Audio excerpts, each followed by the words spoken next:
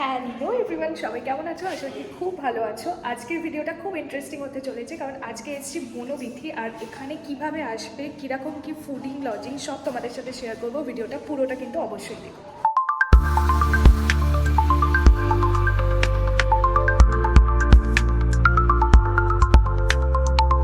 Good morning সবাইকে। তো এখন বাজে 7:30 মতো। রাস্তা দেখতে পাচ্ছ, জিটি রোড একদম ফাঁকা। আর এই সকাল সকাল বেরোনোর একটাই কারণ, এই রাস্তা যাতে ফাঁকা পাওয়া যায়। আর মাঝখানে একবার দাঁড়িয়েছিলাম চা খাওয়ার জন্য, বাড়ি থেকে চাটাও খেয়ে বেরোনো হয়নি। তো চলো এবার এখানকার লোকেশনটা জেনে নেওয়া যাক। এটা হচ্ছে বনবিথি, যেটা ঘটকপুকুরে অবস্থিত। এটা ভীষণ ফেমাস একটা রিসর্ট। বনবিথি লিখে সার্চ করলে কিন্তু তোমরা এটার বিষয়ে হাজার একটা ভিডিওস পেয়ে যাবে। এখানকার লাক্সারিয়াস অ্যামিনিটিস আর এখানকার অ্যাটমসফিয়ারের জন্য এটা ভীষণ ফেমাস হয়ে উঠেছে।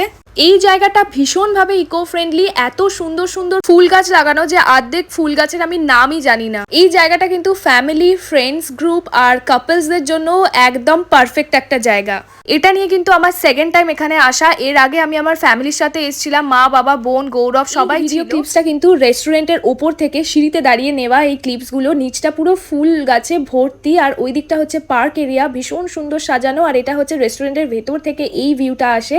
চারিদিকটা দেখতেই পাচ্ছ, এত গ্রিনারি, মানে মন একদম খুশখুশ হয়ে যায়। আর এটা হচ্ছে এদের রেস্টুরেন্টের ভেতরের এরিয়াটা। এখানে সম্ভবত কোনো প্যাকেজ সিস্টেম নেই, এখানে আলাকাটেই খাবার অর্ডার দিতে হয়। তো আজকে দুপুরে আমরা অর্ডার দিয়েছিলাম স্টিম রাইস, ঝুরি আলু ভাজা, মুগের ডাল, আলু পোস্ত আর চিংড়ি মাছের মালাইকারি। তবে খাবার খেয়ে যা বুঝলাম, আগের থেকে কিন্তু এদের খাবারের কোয়ালিটি একটু হলেও ডাউন হয়েছে। প্রথমেই আলু পোস্ত আর ডাল খেয়ে সেটা আমি বুঝে গেছি। আজ থেকে 1 বছর আগে আমরা এখানে এসেছিলাম, তো তখন যে খাবারের টেস্ট পেয়েছিলাম সেটা কিন্তু এই খাবারে আমি পাইনি। তো সন্ধেবেলায় আমাদের এই কটেজগুলো দেখতে পাচ্ছ, এই কটেজের একটা কটেজেই আমরা ছিলাম। তো এই কটেজগুলো ভীষণ সুন্দর লাগছিল, লাইটিংগুলো এত সুন্দর দেওয়া ছিল। এই কটেজগুলো আমাদের পড়েছিল, উইকডেজে গেছিলাম, 3200 টাকা করে পড়েছিল উইদাউট জিএসটির সাথে কমপ্লিমেন্টারি ব্রেকফাস্টও ছিল।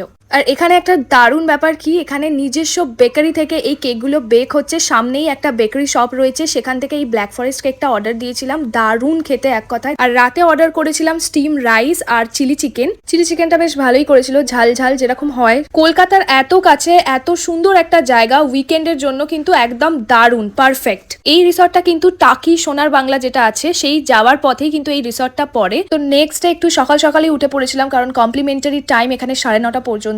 আর এখানে সকালটা কিন্তু ভীষণ মনোরম। তো প্রথমেই দুজনে গিয়ে দুটো ব্ল্যাক টি নিয়ে নিয়েছি। তো চা খাবার পরেই রয়েছে এই লম্বা সারি দিয়ে কমপ্লিমেন্টারি ব্রেকফাস্টের লিস্ট। এত কিছু তো খাওয়া যায় না একসাথে। দেখতেই পাচ্ছ, রয়েছে কড়াইশুটির কচুরি, আলুর দম, কেকস, পেস্ট্রি, এখানে কর্নফ্লেক্স, চকোস, ওখানে আবার মিহিদানা, ফ্রুট, স্যান্ডউইচ, ইডলি, সাম্বার এগুলোও ছিল। আমি এত কিছু নিইনি, আমি শুধু স্যান্ডউইচ নিয়েছিলাম, পেঁপে নিয়েছিলাম আর একটা ব্যানানা নিয়েছিলাম। তো এখন এই 10টা 10:30 মতো বাজে, চেক আউটের টাইম হয়ে গেছে, এবার বাড়ি যাবার পালা। তো ভিডিওটা এখানেই শেষ করছি। যদি ভিডিওটা ভালো লেগে থাকে একটা লাইক করে দিও, সাবস্ক্রাইব করে আমার পাশে থেকো। টাটা।